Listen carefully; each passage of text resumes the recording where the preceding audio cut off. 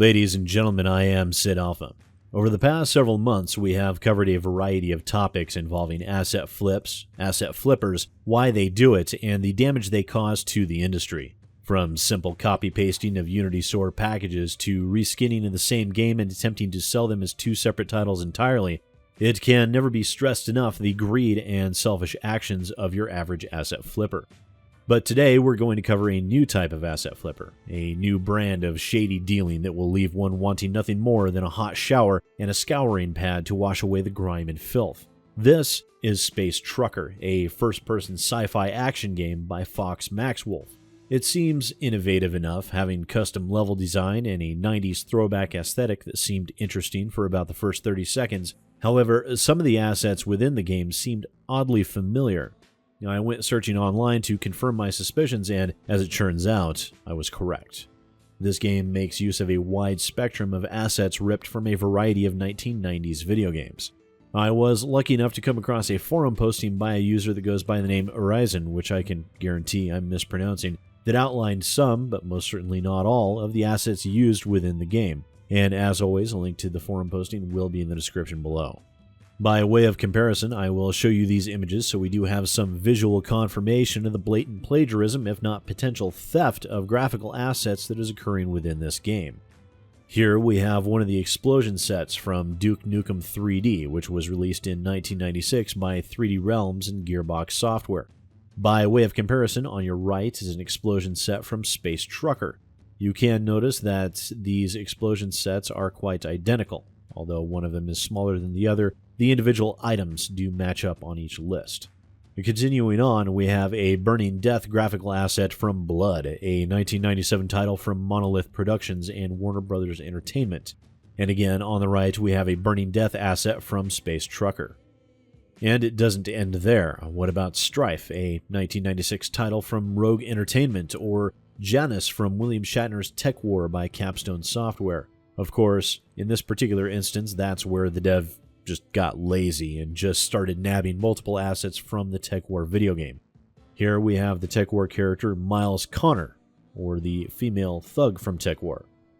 And lastly, here we have Conrad Lowell from Tech War, and these are but a few of the many plagiarized assets within the game. In fact, the vast majority of the assets used in this game are ripped quite literally out of 1990s video games.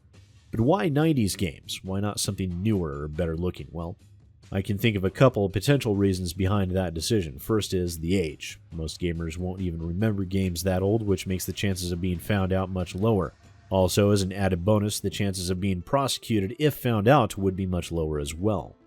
Secondly, it could very well be simply because of those 90s style aesthetics. Graphics of that type are considered retro and are interesting simply because of that nostalgic look and feel. But regardless of the decisions that drove these assets to be in this particular game, they are still potentially stolen assets and lazy in the extreme, which, to be honest, is no real surprise considering who the listed developer is. Fox Maxwolf, if none of you remember, was the developer in question regarding the controversy surrounding Sick Brick, another first-person shooter-style game where the real developer had provided ample evidence that he was in fact the creative mind behind Sick Brick, and Maxwolf proceeded to shut him out and essentially steal Sick Brick and its revenue from him. I have been informed that it appears Sick Brick has been removed via DMCA from the Steam storefront, and I wish Mladen Bosniak well in his endeavor to reclaim the game of his creation. Also, it is worth noting that I have reached out to both parties yet again, and I have not received a response from either one. These continued actions, while clearly are amongst the most despicable I've seen outside of the AAA industry, with perhaps an exception being made for Digital Homicide and BC Interactive, are also potentially illegal and at the very least are patently amoral in the extreme.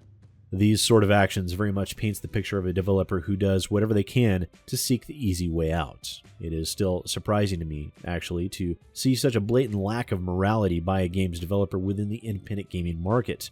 A market where customer goodwill is every bit as vital, more often than not even more vital, than actually producing a good game.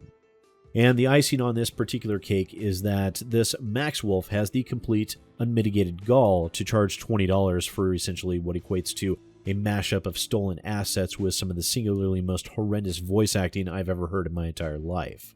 Everything about this game is abysmal in the extreme. and I would urge everyone to avoid this game like the plague. Warn friends, warn family, hell, warn your neighbor's pets to stay away from this conglomeration of misappropriated assets. This developer has proven time and again that he is not worthy of your money or, more importantly, your time. Having seemingly stolen SickBrick from its true developer and now the stolen assets within this game, it makes one wonder if Maxwolf has actually created any of the content he has published to Steam, or if, like these two examples here, he merely duped someone else into doing the work and then decided to steal the credit for himself. It is a sad state of affairs indeed, and I will be flagging this game as a legal violation, as I seriously doubt Maxwolf has obtained licensing for the game assets used here.